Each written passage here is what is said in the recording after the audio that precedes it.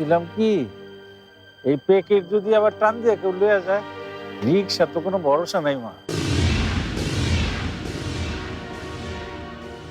ঠিক বলেছো চাচা, আমরা সিএনজি খুঁজি, আপনি যান। চলো।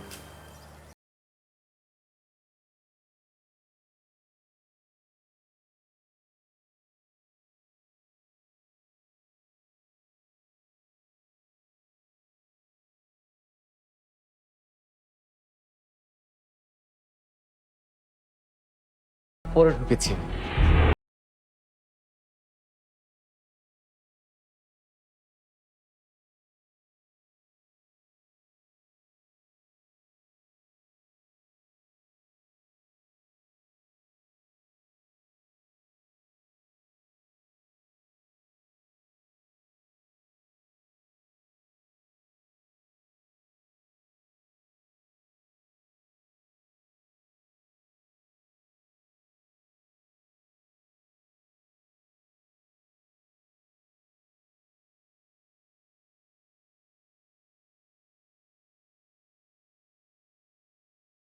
ইমরান সাহেব না?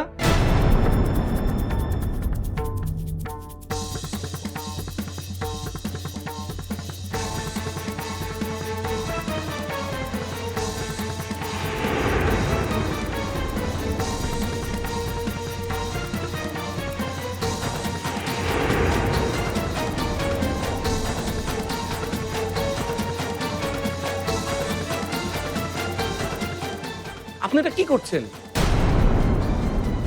আপনি নিজের লকার নিজে ভাঙছেন।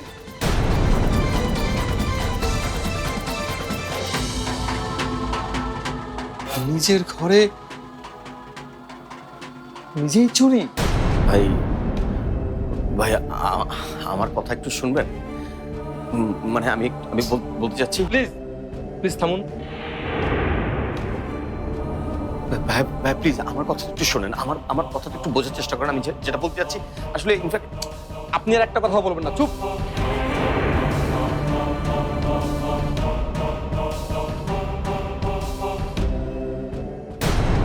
কি হলো? কোথায় পালিয়ে যাচ্ছেন? আপনার যদি কিছু বলার থাকে সিও স্যারকে বলবেন। চলুন আমার সাথে।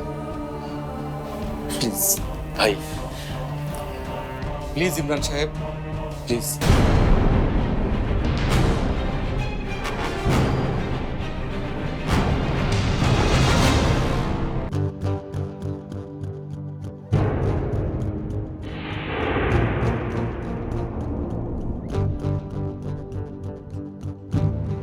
আপনার কিছু বলার আছে ইমরান সাহেব?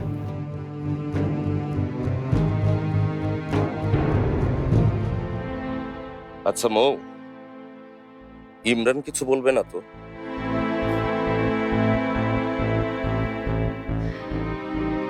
আমি বলার পরেও তোমাকে ইমরানের কথার অপেক্ষা করতে হবে?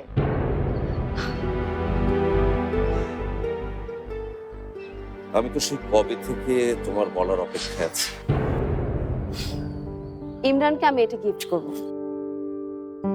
বলতে পারো এটা ওর জন্য সারপ্রাইজ গিফট। তবুও একবারে এতগুলো টাকা ইনভেস্ট করছো, ফোনে একবার কথা বলে নিলে পারতে।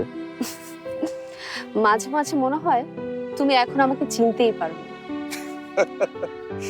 জানো না, সুন্দরীদের বেশি চিনতে হয় না, শুধু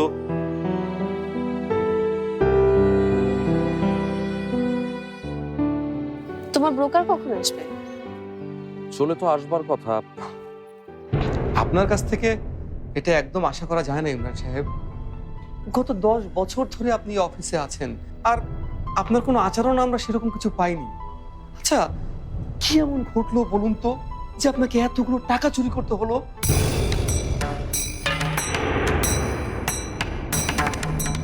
কি হলো? কথা বলছেন না কেন? জবান কি বন্ধ হয়ে গেছে নাকি? আসলে আমার আসলে অনেক বড় ভুল হয়ে গেছে। মানে আমি বিষয়টা বুঝতে পারিনি। I am really sorry. আমাকে আপনারা মাফ করে দেবেন প্লিজ।